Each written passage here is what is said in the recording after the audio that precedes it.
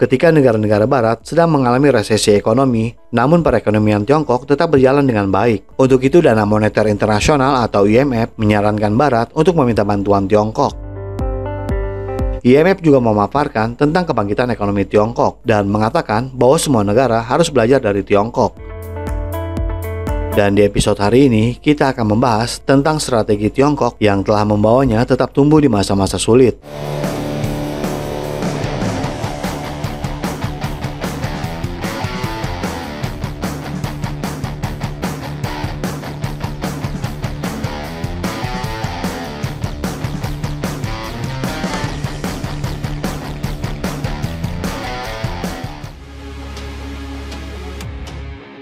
Saat ini, negara dengan perekonomian kuat seperti Amerika Serikat dan Eropa sedang jatuh ke dalam resesi. Namun, Tiongkok masih terlihat baik-baik saja.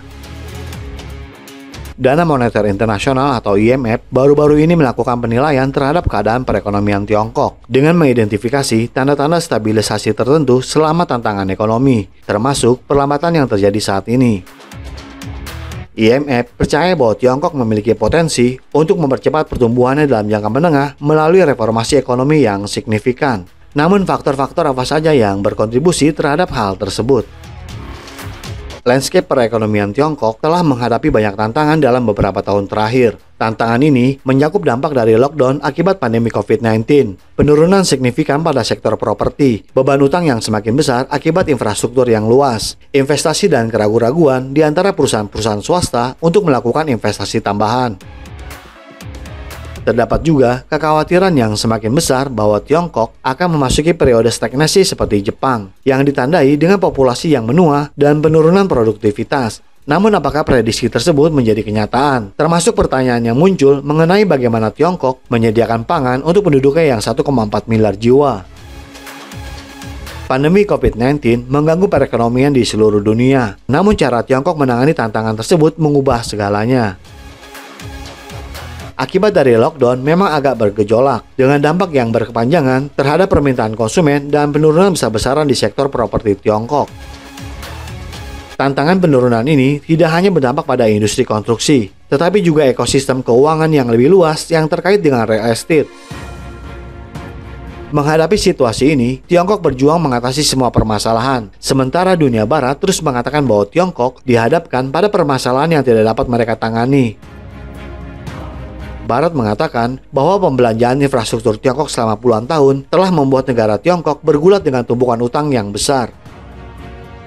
Mereka menilai investasi pada awalnya memacu pertumbuhan ekonomi, namun kemudian menciptakan tantangan dalam mengelola utang. Selain itu, mereka juga mengatakan bahwa perusahaan swasta di Tiongkok bersikap hati-hati dalam berinvestasi, sehingga menghambat kemampuan perekonomian untuk melakukan diversifikasi dan berkembang.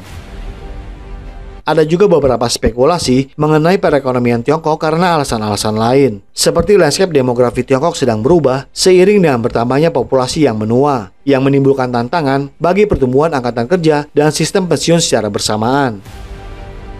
Pertumbuhan produktivitas telah melambat dan meningkatkan kekhawatiran mengenai kemampuan negara tersebut untuk mempertahankan ekspansi ekonomi yang pesat. Namun pernyataan IMF seakan menjawab sederet penilaian Barat tentang Tiongkok. Dalam konferensi pers baru-baru ini, Direktur Strategi Communication IMF Julie Kozak menyampaikan pandangannya mengenai situasi ekonomi Tiongkok saat ini. IMF percaya meskipun ada tantangan, Tiongkok dapat mencapai tingkat pertumbuhan sekitar 5% untuk tahun ini. IMF juga menekankan bahwa Tiongkok memiliki potensi untuk membalikan tren ini dan mencapai tingkat pertumbuhan yang lebih tinggi melalui reformasi ekonomi. Penilaian IMF menyoroti betapa resistennya perekonomian Tiongkok dan betapa bersemangatnya mereka menuju struktur yang lebih seimbang. Namun reformasi apa yang dilakukan Tiongkok dan apa yang dapat dilakukan oleh negara-negara lain dalam jangka pendek? Tiongkok telah menggunakan kebijakan makroekonomi untuk memberikan dukungan penting bagi perekonomiannya. Langkah-langkah seperti stimulus fiskal yang ditargetkan dan pelonggaran moneter telah membantu menstabilkan kondisi perekonomian dan memulihkan kepercayaan di kalangan konsumen dan dunia usaha. Kebijakan ini telah menjadi jembatan menuju reformasi yang lebih komprehensif, dan reformasi jangka menengah juga sangat diperlukan untuk mempertahankan dan memajukan pertumbuhan ekonomi di Tiongkok. Reformasi ini mencakup beragam spektrum bidang yang masing-masing memainkan peran penting dalam membentuk kembali landscape perekonomian negara. Landasan dan reformasi ini adalah penguatan kerangka peraturan dan pendekatan proaktif yang diambil untuk mengatasi risiko di sektor keuangan. Tindakan ini tidak hanya menghasilkan peningkatan stabilitas pasar keuangan Tiongkok, namun juga melindungi terhadap potensi krisis. Selain itu, langkah-langkah ini juga memastikan bahwa modal mengalir lebih efisien ke sektor produktif ekonomi sehingga mendorong pertumbuhan berkelanjutan. Bagian penting lain dari agenda reformasi Tiongkok adalah peningkatan efisiensi BUMN dan mendorong persaingan yang lebih sehat. Langkah-langkah ini telah merangsang inovasi dengan mendorong BUMN untuk beroperasi lebih efisien dan bersaing secara setara dengan perusahaan swasta. Hal ini juga mencegah terjadinya kesalahan pengalokasian sumber daya yang berharga dan mengalihkannya ke sektor-sektor yang dapat menghasilkan manfaat ekonomi terbesar. Pengembangan jaring pengaman sosial yang kuat telah memainkan peran penting dalam mendorong peningkatan belanja konsumen rumah tangga. Jaring pengaman ini memberikan bantalan bagi masyarakat di masa-masa sulit, sekaligus menanamkan rasa percaya diri mereka.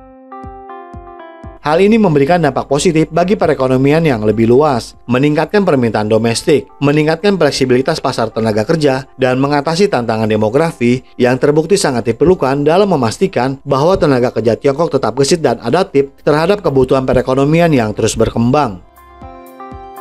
Pergeseran demografis, termasuk populasi yang menua, memerlukan tindakan untuk memperlengkapi kembali tenaga kerja. Reformasi pasar tenaga kerja telah memfasilitasi transisi ini sehingga memungkinkan penyesuaian keterampilan tenaga kerja yang lebih efisien sebab pasar kerja merupakan elemen penting dari agenda reformasi Tiongkok. Transisi menuju perekonomian yang lebih ramah lingkungan. Transisi ini merupakan respon terhadap permasalahan lingkungan dalam negeri dan tuntutan global. Tiongkok tidak hanya mengurangi jejak ekologisnya, namun juga merangsang inovasi. Tujuan dari teknologi dan praktik ramah lingkungan telah membuka peluang ekonomi baru, memposisikan Tiongkok sebagai pemimpin dalam energi terbarukan dan pembangunan berkelanjutan di panggung global. Pertumbuhan jangka panjang Tiongkok bergantung pada dua pilar penting, investasi dalam penelitian dan pengembangan serta promosi inovasi yang tiada henti. Faktor-faktor ini tidak hanya penting, tetapi pada kenyataannya merupakan landasan bagi kemakmuran ekonomi yang berkelanjutan. Mendorong kewirausahaan dan memberikan dukungan yang gigih kepada industri juga merupakan strategi utama yang dapat meningkatkan keunggulan kompetitif Tiongkok lebih jauh lagi. Ketika dunia menjadi semakin saling terhubung, perdagangan Tiongkok dan keterlibatannya secara global memainkan peran penting dalam ekspansi ekonomi Tiongkok, sehingga membuka peluang besar di dunia internasional. Tiongkok tidak hanya meningkatkan kemampuan teknologinya, tetapi juga mendorong mesin kemajuan inovasi, baik dalam proses teknologi maupun model bisnis, yang menjadi landasan bagi perekonomian modern untuk berkembang.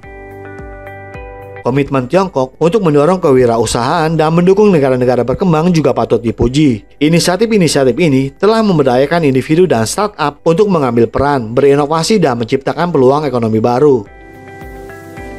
Dengan memberikan lahan subur bagi para wirausaha, Tiongkok tidak hanya memanfaatkan potensi tenaga kerja, namun juga menstimulasi terciptanya industri dan teknologi yang dapat memajukan bangsa. Inilah faktor-faktor yang membuat IMF memberikan pesan jelas bahwa Tiongkok sudah lebih baik dibandingkan negara lain. Penilaian ini menyoroti tantangan dan peluang Tiongkok yang mempunyai potensi untuk mencapai tingkat pertumbuhan yang lebih tinggi. Jadi bagaimana menurut Anda? Apakah Barat akan merendahkan hati dan meminta bantuan Tiongkok? Atau tetap gengsi dan menghadapi resesi berkelanjutan? Silakan berikan komentarnya di kolom komentar kami. Terima kasih dan sampai jumpa di episode berikutnya.